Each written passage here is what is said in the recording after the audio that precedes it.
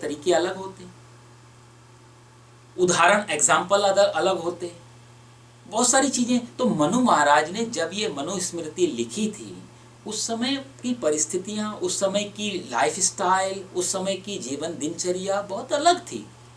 उस समय जो जरूरी था वो मनु महाराज ने लिखा। तो मनु महाराज की मनुस्मृति में कोई गलती नहीं है। हम लोग काफी समय के बाद पढ़ रहे हैं, इतना ही अंतर है। किसी भी शास्त्र, कोई शास्त्र गलत नहीं है, बस हम उस शास्त्र लिखने वाले टाइम और हमारे टाइम में बहुत अंतर हो गया है। हमने बहुत जल्दी से समय बदल लिया है अपने कर्मों से। शास्त्र तो अपनी जगह बिल्कुल सत्य है। आज भी मनुस्मृति की बहुत सारी बातें बड़े काम की हैं। चाणक्य नीति की बातें, मनुस्मृति की बातें बहुत काम की हैं आम आदमी के जीवन में।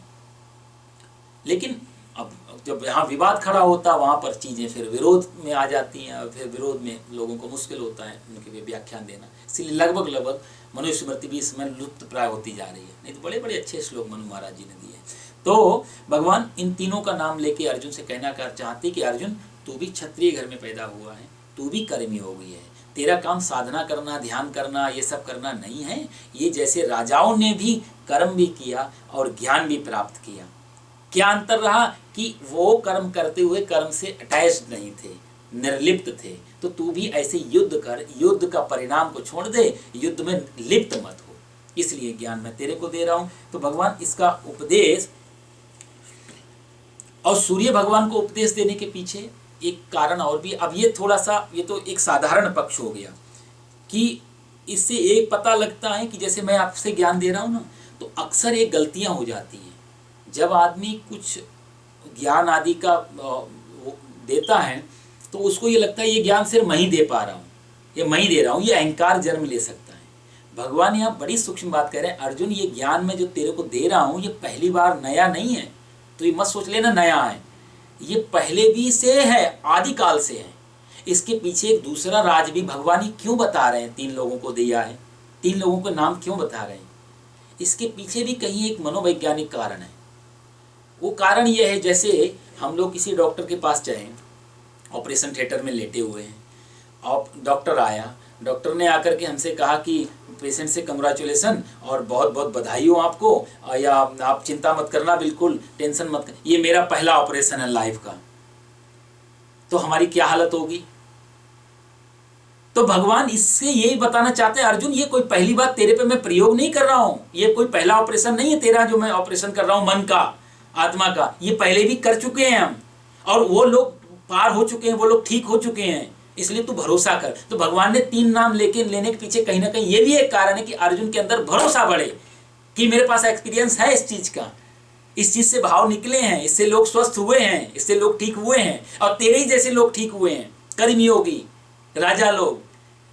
तो जो नाम लिए उनके पीछे वो लोग कैसे थे वो, और 3-3 4-4 नाम लेने से ये 2 कारण शायद भगवान सिद्ध करना चाहते हो अर्जुन को। इसलिए भी भगवान ने इस श्लोक में 3-3 लोगों के नाम लिए कि अर्जुन इन लोगों पे ये अप्लाई हो चुका है पहले ज्ञान, और इसलिए तेरे पे हो रहा है। तो इसलिए तू डर मत, तू घबरा मत, ये पहली बार तेरे साथ नहीं है।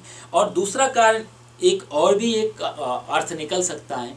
अब गीता के तो मैंने कहा ना बहुत सारे, बहुत ये मल्टी डायमेंशनल है गीता, बहुत सारे रास्तों से देखा जाए। सूर्य का भगवान ने पहले नाम लिया। सूर्य का पहले नाम लेने का मतलब है, सूर्य का अर्थ है प्रकाश। ज्ञान का भी एक दूसरा अर्थ प्रकाश ही होता है। असतोमा सदगमय, तमसोमा ज्योतिर्गमय, मृत्योर्मा अमृतम गमय। हम अंधकार से प्रकाश की ओर जाएं, इसका मतलब ये नहीं कि रात्रि से हम दिन की तरफ चले जाएं, अंधेरे से उजाले की ओर नहीं, अज्ञान रूपी अंधकार से ज्ञान रूपी प्रकाश में जाएं। तो प्रकाश को और ज्ञान को हमारे शास्त्रों ने सनातन धर्म में लगभग एक ही माना है। तो भगवान कहीं ना कहीं कहना चाहते हैं कि ये ज्ञान बड़ा पुरातन है, जब प्रकाश शुरू हुआ तभी ज्ञान शुरू हो गया था, ये ज्ञान नवीन नहीं है। प्रकाश को दूसरा क्या है कि प्रकाश एक हमारा मूल है, हमारी जड़ है। इसके पीछे यदि पतंजलि योग सूत्र में आप पढ़ेंगे तो पतंजलि ने बहुत सुंदर बात कही है कि योग करते करते करते करते जब योग जीवन में घट जाता है, योग का मतलब एक्सरसाइज नहीं, योग मतलब जुड़ना, प्लस होना एक, तो योग का मतलब जब जीवात्मा परमात्मा से जुड़ जाती है, तो पतंजलि कहती हैं जब ध्यान में, समाधि में, एकांत में, अकेले क्षण में जब आप बहुत गहरे चले जाते हैं तो आपके पास सिर्फ एक ही चीज बचती है, वो है प्रकाश। ज्ञान की अंतिम अवस्था प्रकाश है, और जो अंतिम अवस्था है वही शुरुआत है, क्योंकि प्रारंभ और अंत ये दो नहीं, ये दो चीजें नहीं है। प्रारंभ और अंत एक ही चीजें हैं ज्ञान के अर्थ में। सामान्य चीजों में तो होती है कहीं से शुरुआत कहीं खत्म, लेकिन ज्ञान जहां से शुरू होता वहीं पे खत्म होता है, तो बीच में ही तो अज्ञान है ना। पहले हम ज्ञान में ही थे, अज्ञान में आके फंसे, तभी ना, पहले मुक्त होते तभी तो बंधन होता है भाई। बंधन तो टेम्परेरी है, मुक्ति इटरनल है। यदि हमारी बंधन ही इटरनल होगा तो मुक्ति का कोई उपाय नहीं है। तो यदि हम कहते हैं कि हम बंधे हुए हैं, इसका मतलब हम पहले मुक्त थे, तभी तो हमें कोई खोलेगा। तो अज्ञान बीच में रहता है। ज्ञान की शुरुआत और ज्ञान का अंत, ये दोनों ही प्रकाश पुंज हैं। तो जब आदमी समाधि में और ध्यान में गहरे जाता है तो अंदर प्रकाश निकलता है, प्रकाश का ही अनुभव होता है उस व्यक्ति को। इसलिए भगवान ने शायद पहले सूर्य का नाम लिया कि इसमें जो भी है वो प्रकाश को मैंने कह दिया, जड़ में पानी डाल दिया, पूरे पेड़ में अपने आप मिल गया। भाई पेड़ को यदि सींचना हो तो जड़ में पानी डाला जाएगा, एक एक पत्ता एक एक तने पे तो नहीं डाला जाएगा। तो भगवान कहीं ना कहीं ये बात कहना चाहते हैं कि सारा संसार की जड़ है प्रकाश, और प्रकाश रिप्रेजेंट कर रहा है सूर्य को। तो मैंने ये ज्ञान सूर्य को दे दिया, सूर्य से मिलने से ये फैल गया पूरी दुनिया में। अब जो चाहे वो ले सकते। अब कोई आंख ही बंद करके बैठा रहे साहब, तो दिन में अंधेरा है, दिन में रात है।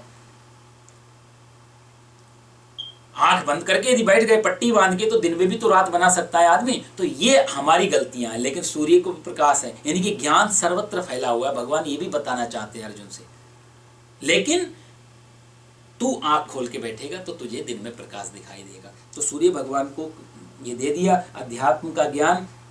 और वैसे दूसरे शास्त्रों में भी यदि आप देखो, बाइबल आदि में भी, तो भी ज्ञान को प्रकाश ही कहा, एनलाइनमेंट जिसे बोलते हैं। अंदर चमक आ जाती है, प्रकाश हो जाता है। और प्रकाश का ये भी आता है कि जो समझ में नहीं आ रहा था, भाई अंधेरे में हम चलेंगे, हमारे घर है, हमारे ही घर है, लेकिन अंधेरा हो, हम रोज उस घर में 20-20, 30-30 साल से रह रहे हो, उसी घर में यदि अंधेरा हो तो हमें चलना मुश्किल हो जाता है। हमें मालूम है सोफा कहाँ पे है, कुर्सी कहाँ पे है, टेबल कहाँ पे है, कौन सी चीज़, लेकिन फिर भी हम वो कॉन्फिडेंस से नहीं चल पाते जिस कॉन्फिडेंस से हम उजाले में चल लेते हैं। ट्रैक हमें सारे मालूम, क्यों? क्योंकि वही अवस्था अज्ञानी की हो जाती है। मालूम तो होता है हम सब लोगों को, हम क्यों दुखी हैं, क्यों अशांत हैं, क्यों पीड़ा में हैं, कैसे मुक्ति हो सकती, सब जानकारी, लेकिन वो अज्ञान का अंधकार इतना गहन होता है कि हम उसमें चल नहीं पाते। जीवन की निराशा असली इसलिए नहीं है कि बाहर हमारे पास प्रकाश नहीं है, जीवन की निराशा इसलिए ज़्यादा कि हमने अपने आंखें बंद कर रखी हैं, हमने अपने जीवन में अंधकार अपने रूप से कर रखा है। भगवान अर्जुन को सूर्य का नाम पहले लेने के पीछे इमं विवस्वते योगम प्रोक्तवान, जो मैंने कहा, जो प्रोक्त किया, जो प्रकट किया सूर्य को, इसलिए मानव जाति के कल्याण के लिए मैंने शुरुआत से ही, क्योंकि पहले सबसे मानते, सबसे पहले प्रकाश था, उसके बाद ही दुनिया बनी। क्योंकि आज भी, अब तो वैज्ञानिक भी मानने लगे हैं, ये सूर्य जब तक है तब तक तो पृथ्वी है। सूर्य जिस दिन ठंडा हो जाएगा, 8 मिनट में हम लोग भी ठंडे हो जाएंगे, क्योंकि प्रकाश की अंतिम किरण यहाँ पहुँचेगी, 8 मिनट लगेंगे, उसके बाद हमारा भी नाश है। तो हमारा जो जीवन का जो आधार है, जो लाइफ लाइन है, वो सूर्य से है। सूर्य ठंडा तो हम ठंडे। तो भगवान कहीं ना कहीं हमारी सब की जड़ को पकड़ के कह रहे हैं, हमने जड़ में ही पानी पहले ही डाल दिया अर्जुन, तेरे को तो मैं दोबारा दे रहा हूँ, लेकिन पहले ही सूर्य को मैं कह चुका हूँ ये। तो एक तो भगवान ये कहना चाहते हैं, और दूसरा इसी चीज को भगवान ने आगे कहा कि एवं परंपरा प्राप्तम। इसी श्लोक में भगवान कहते हैं ये परंपरा से चला, लेकिन बीच में लुप्त प्राय हो गया। तो यहाँ भगवान कहते हैं नष्ट नहीं हुआ, लुप्त प्राय हो गया। और परंपरा जो है, परंपरा से बहुत सारी चीजें ऐसी होती है, जैसे एक रीति शब्द आपने सुना होगा कि ये लोक रीति है, रघुकुल रीति सदा चली आई। एक रीति, एक रूढ़ी शब्द है, एक प्रचलित शब्द है। ये और एक परंपरा शब्द है, थोड़ा थोड़ा इनमें अंतर है। जो हमारे श्रेष्ठ विद्वान लोग हैं उनका मत ऐसा है कि परंपराओं में और रीतियों में इनमें थोड़ा अंतर है। रीति जो है कई बार जन्म लेती है और मर जाती है।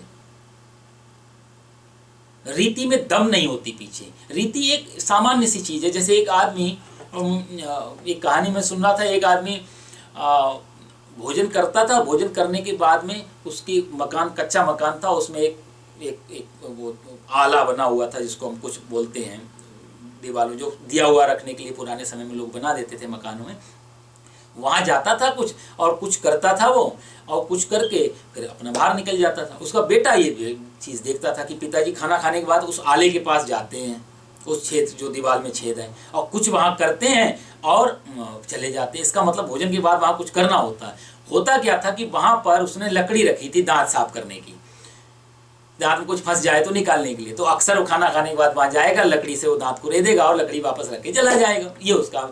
लड़के को कभी लकड़ी कभी नहीं दिखाई दी, उसको लगा ही कोई परंपरा है, ये कोई रीति है। तो बाप तो बेचारा मर गया। अब लड़का रोज जो है वो खाना खा ले, उसको ये तो मालूम नहीं वहां जाके करना क्या, तो जस्ट नमस्कार करके अपना चला जाता। तो किसी संत के एक दिन संत आए हुए थे, उन्होंने बोला तू खाना खाने के बाद वहां क्यों जाके नमस्कार करता है? बोला वो तो मुझे पता नहीं, पर मेरे पिताजी रोज जाते थे तो मुझे लगता है खाना खाने के बाद वहां जाना चाहिए, तो मैं जाता हूँ। वो क्या करते थे वो तो मालूम नहीं पड़ा, इसलिए मैं सिर्फ नमस्कार करके चला जाता हूँ। तो उन्होंने बोला चलो मैं चेक करता हूँ। महात्मा जी ने निकाला तो ये लकड़ी थी दांत साफ करने की। बोला बेटा ये थी, ये इसको बोलते हैं रीति, इसका कोई आधार नहीं होता। ये परंपरा नहीं है। परंपरा का अर्थ होता है जो चीज सदा चली आ रही हो, दिखाई दे या ना दे, लेकिन सीधी चली आ रही है।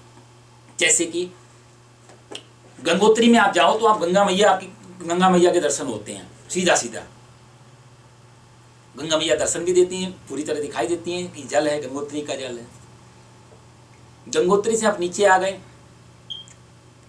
अलकनंदा को पार कर लिया। यदि आप कभी चार धाम जाएं तो आपको स्पष्ट दिखेगा, एक जगह से गंगा मैया, एक जगह से अलकनंदा, दोनों आके मिक्स हो रही हैं। दोनों की जल भी अलग अलग है, एक व्हाइट कलर की है और एक हरे हरे कलर की है। दोनों नदियां मिलती हैं, तो बड़ा सुंदर दृश्य है वो। कभी आप लोग चार धाम बद्रीनाथ की तरफ जाएंगे तो दृश्य देखेंगे, और आगे आ जाएंगे तो दोनों मिक्स हो जाती, पता ही नहीं लगता कौन सी अलकनंदा है कौन सी गंगा है। अच्छा, यहाँ तक भी ठीक है। हरिद्वार ऋषिकेश में आ गए तो छोटी छोटी और भी नदियाँ, झीलें उसमें आकर के मिल गई। फिर हरिद्वार से और ज्वालापुर की तरफ, कानपुर की तरफ निकल गए, या इलाहाबाद की तरफ प्रयाग में चले गए, तो पता नहीं कितनी नदियाँ उसमें आकर के मिल गई, कितने नाले, कितनी नदी, कितनी नहर, कितने तरीके की चीज़ें मिल गई। लेकिन इन सब के मिलने पर भी इलाहाबाद में भी हम लोग कहते हैं गंगा स्नान, काशी में भी हम कहते हैं गंगा स्नान, हरिद्वार में भी कहते हैं गंगा स्नान, और गंगोत्री में भी कहते हैं गंगा स्नान। और मजे की बात, गंगोत्री से लेके गंगा सागर तक हो सकता है कि गंगा जी का पानी बचा भी ना हो पूरा, लेकिन कहाँ गंगा जाएगा, क्योंकि परंपरा से गंगा ही बह के आ रही है। उसमें बीच में आकर के मूल स्रोत गंगा का है, और उसमें आकर के दूसरी चीजें उसमें मिल रही हैं। जैसे हाईवे से एग्जिट निकल जाते हैं, तो ऐसे ही वो एग्जिट उसमें आके मिल रहे हैं कहा जाए तो। पर परंपरा से वो हाईवे चला आ रहा है, उसमें आकर के नए नए शहरों के वो चीजें एंट्रेंस आके मिल रहे हैं, दूसरे शहर हम चढ़ रहे हैं। तो गंगोत्री से गंगा सागर तक की यात्रा में गंगा शायद 10% भी ना हो जो गंगा सागर में जाके मिल रही है, 5% भी ना हो, लेकिन परंपरा से वो गंगा है। इसको बोलते हैं परंपरा शब्द। ये रीति नहीं है। ये रीति होती तो गंगा अचानक से कहीं से कोई फोड़ के निकाल लेता, उसने या तो भर के ले आए और पानी डाल दे, वो रीति हो गई। जैसे शंकर जी पे जल चढ़ा देते हैं और वहां जो नीचे इकट्ठा हो जाता है, वो रीति है। उस पात्र में गंगा परंपरा से नहीं, उसमें आपने डाला है एक रीति, एक रूढ़ी शब्द से, एक कर्म कांड की पद्धति से आपने गंगा जल में पानी मिक्स करके अभिषेक कर लिया है। लेकिन वो जो गंगा बह रही है उसमें से बाल्टी भर के लाएंगे, उसमें भले ही उसमें नाले का पानी उस बाल्टी में, लेकिन भरा गंगा के उस नदी से है, तो वो गंगा जल का ही स्नान कहलाएगा।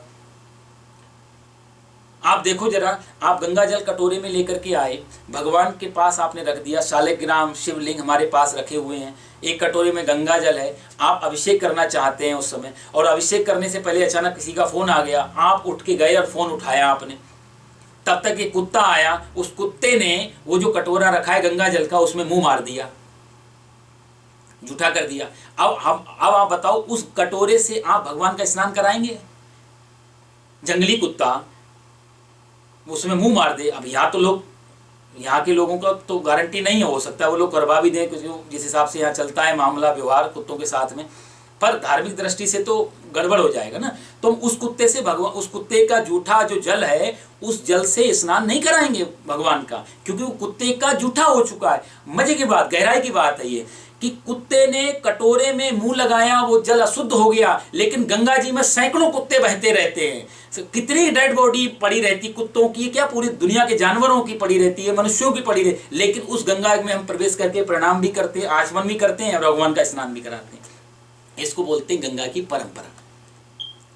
परंपरा से अशुद्धि नहीं आती है, वो बहती नदी है, वो बहती गंगा है, उसमें कोई दोष नहीं। उसमें साधारण पूरा कुत्ता सड़ा गला जा रहा हो तो भी दोष नहीं, उतनी ही पवित्र है जितनी पवित्र गंगोत्री से निकल रही है। और कटोरी की गंगा अशुद्ध, इसको बोलते, इसका दूसरा नाम है अंश। 15वें अध्याय में भगवान चर्चा करेंगे इस विषय में। ममैवांशो जीवलोके जीवभूता सनातना, ये मेरा अंश है तू, तो तेरे अंश में दोष हो सकता है, अंशी में दोष नहीं होता। रीति में, रूढ़ी में, इनमें दोष हो सकते हैं, परंपरा में कभी दोष नहीं होता। ये मैं आपको समझाना चाह रहा हूँ। तो मनुष्य भगवान का अंश है, इसलिए मनुष्य में दोष होगा, लेकिन मूल स्रोत जो परमात्मा। दूसरा एग्जाम्पल से आप समझ पाए शायद, हम लोग एक दीपक जलाते हैं सामने, वो दीपक जलाते, कई लोग बोलते हैं हमारे यहाँ 20 साल से 30 साल से अखंड ज्योति जल रही है। वो जो दीपक जलता है, क्या सही में वही दीपक है जो हमने जलाया था उसे? सुबह जो बुझाया, शाम को जो जलाया और सुबह जो बुझाया दीपक, क्या वो जो जलाया था वही दीपक हम बुझा रहे हैं? वैज्ञानिक कहेगा नहीं, क्योंकि ये मानते हैं कि लोग 1 सेकंड में कम से कम 20 बार 20 टाइम ज्योति चेंज हो जाती है। हर क्षण ज्योति खत्म हो रही है और नई ज्योति आ रही है, वो ज्योति खत्म हो रही है, नई ज्योति आ रही है। तो वही दीपक की वही ज्योति नहीं है रात को जो जलाई थी और सुबह जो बुझाई, हजारों लाखों ज्योतियां नई आकर के चली गई उसमें। इसको बोलते हैं परंपरा। एक ज्योति आ रही और दूसरी ज्योति को दो देगी, ये ज्योति दूसरी ज्योति को संतान के रूप में दे जाती। हमारी जैसी वंश परंपरा है। आप कभी विचार करें, आज से हजारों साल पहले, लाखों साल पहले, करोड़ों साल पहले, यदि हमारी वंश परंपरा में कोई 2 लोग नहीं होते, स्त्री पुरुष, तो क्या आज हम होते? बात भले हजारों लाखों साल पुरानी है, लेकिन कोई तो 2 रहे होंगे जिनके कारण आज हम बैठे हुए हैं। इसको बोलते हैं परंपरा। हर पिता, हर माता अपनी एक नई ज्योति के रूप में संतान को, एक संतान भी एक ज्योति की तरह ज्योति के रूप में दे गई। तुम जलते रहो और वो चले गए। फिर ये बेटा अपने बच्चों को ज्योति को दे जाता है, वो बेटा अपने बच्चों को ज्योति, ये ज्योति सदा चलती रहती है। इसी को बोलते हैं वंश परंपरा। ये मनुष्य परंपरा, ये स्त्री परंपरा, ये सारी परंपराएं हैं जहां एक मूल स्रोत से चली हैं और निरंतर चलती आ रही हैं। तो परंपराओं में, रीतियों में यही एक अंतर हो जाता है। भगवान कहते हैं एवं परंपरा प्राप्तम। भगवान की शब्दों में बड़ी गहराई छुपी होती है, इसलिए गीता का उपदेश करना या गीता को प्रवचन करना थोड़ा इसलिए कठिन होता है, क्योंकि कितने भाव लें, कई बार समय कम पड़ जाता है और कई बार भाव इतने कठिन होते हैं शास्त्रों से, वेदांत आदियों से, कि उनको थोड़ा सरल करने में ज़्यादा मुश्किल हो जाती है। तो भगवान कहते एवं परंपरा प्राप्तम, ये जो परंपरा से ये ज्ञान चला आ रहा है अर्जुन, ये ज्ञान नया नहीं है। बीच में थोड़ी देर के लिए खो गया था, रेगिस्तान की नदियों की तरह थोड़ी देर के लिए खो गया था, लेकिन सत्य सदा था। सत्य कभी नष्ट नहीं हो सकता। सत्य का ना तो कभी, हम कोई उपाय ही नहीं है सत्य को नष्ट करने का। आप देखो ना, दुनिया में जितने भी विवाद हैं, जितने भी लड़ाइयाँ झगड़े हैं, हमको लगता है सत्य की लड़ाई है। सत्य की कोई लड़ाई नहीं है, सत्य का कोई विवाद नहीं है। विवाद है मेरे सत्य का। आप देखो ना, सारे धर्मों का ये तो झगड़ा है, धर्म का कोई झगड़ा नहीं है। मेरा धर्म ही सत्य है, इसी बात। इसका मतलब सत्य भी किसी एक इंडिविजुअल नहीं होता। जब उसको इंडिविजुअल बना लिया जाता है, व्यक्तिगत बना दिया जाता है, तो सत्य ही नहीं बचता, वो फिर असत्य और अधर्म बचता है। मजे की बात, तो सारी लड़ाइयाँ सत्य की दिखाई देती हैं, लेकिन वो सत्य की लड़ाई नहीं, वो है मेरे सत्य की। मैंने जो रिसर्च किया, और ये अक्सर बड़े बड़े साधकों से, बड़े बड़े ज्ञानियों से और बड़े बड़े ऊंचे पदों पे बैठे हुए, चाहे उनको वैज्ञानिक बोलें, चाहे उनको ऋषि बोलें, उन सबका जो मन में जो लड़ाइयाँ वो इसी बात की, उनको लगता है मैंने ही पहले खोज कर ली इसकी, उनको लगता है ये खोज पहले कभी नहीं हुई। भगवान इसी भ्रम को तोड़ने के लिए अर्जुन से कहते हैं, अर्जुन ये बात पहली नई नहीं है, ये बहुत प्राचीन परंपरा से है, ये लंबा एक चक्कर चल रहा है, हम भूल गए। अब आज यदि न्यूक्लियर अटैक हो जाए पूरी दुनिया पे, परमाणु हमले हो जाएं, ये मनुष्य सभ्यता जिसको हम एक बहुत बड़ा एवोल्यूशन बोलते हैं, इतना विकास हमने कर लिया, ये सब खत्म हो जाएगा। और फिर 20, 30, 50, 100 साल के बाद जब हमारी पीढ़ी खत्म हो जाएगी और बिल्कुल जंगलों की जातियां बचें, तो ये लोग कैसे भरोसा करेंगे? एक प्लेन उड़ता था, हमारे दूर बैठे हुए इंसान से बात होती थी, आज से 100 साल पहले भी भरोसा नहीं होता था, आने वाले 100 साल बाद भी नहीं होगा यदि बहुत बड़ा युद्ध हो जाए और मानव सभ्यता खत्म हो जाए। तो सत्य का कोई विरोध नहीं है, विरोध मेरा सत्य का है। हिंदू कहता है मेरा सत्य ही सत्य है, मुसलमान कहता है मेरा सत्य ही सत्य, ईसाई कहता है मेरा सत्य ही सत्य, विरोध सारा, लेकिन असली में सत्य एक ही होता है, पहुंचते एक ही जगह हैं, मार्ग बहुत सारे होते हैं। यदि वो बोले मेरा मार्ग सत्य है तो वो ठीक ही कह रहा है, लेकिन आधा सत्य है। मेरा मार्ग भी सत्य है, उनका मार्ग भी सत्य है। भाई मेरे को यदि बूस्टर की तरफ आना हो तो ऐसे मुंह करके आना पड़ेगा, सामने वाला बूस्टर से आएगा तो उसको ऐसे मुंह, मेरी तरफ दिशा कुछ और होगी, उसकी तरफ दिशा कुछ और होगी। तो तर्क तो ये कहेगा कि दो अलग अलग दिशाओं में चल के कैसे एक स्थिति एक स्थान पे पहुंचा जा सकता है, ये ज्यादा महत्वपूर्ण नहीं है। एक सवाल हम बचपन में हम लोग पूछते थे एक दूसरे से, आप लोग शायद समझ पाओ, बचपन का सवाल था लेकिन गीता में बड़ा महत्वपूर्ण, मेरे को अभी अचानक से याद आया कि एक आदमी ने पूछा मेरे से, दो बैल खड़े हैं, दो बैल, एक का मुंह इधर है एक का मुंह इधर है, बीच में घास रख दी है, वो क्या घास खा पाएंगे? भाई ये दो बैल में एक का मुंह इधर हो गया एक का मुंह इधर हो गया, बीच में घास रख दो, कैसे खाएंगे? तो बड़ा मुश्किल होती थी साहब, घूम के खाएंगे? नहीं, घूमना भी नहीं है, बिल्कुल तगड़ी तरीके से बने हुए हैं, घूम नहीं सकते हैं, फिर कैसे खाएंगे? तो दिमाग चकरा जाता था। लेकिन साधारण सा उत्तर है, सही में ऐसा ही होता है। यदि दो बैल है, एक का मुंह इधर है एक का मुंह, हम अक्सर समझते हैं कि उधर वाले का मुंह उधर है उधर वाले का मुंह उधर है, हम कभी ये नहीं समझ पाते कि इधर वाले का मुंह इधर है और इधर वाले का मुंह इधर है, तो आमने सामने हो गए, बीच में घास रखी बड़ी आसानी से खा सकते हैं।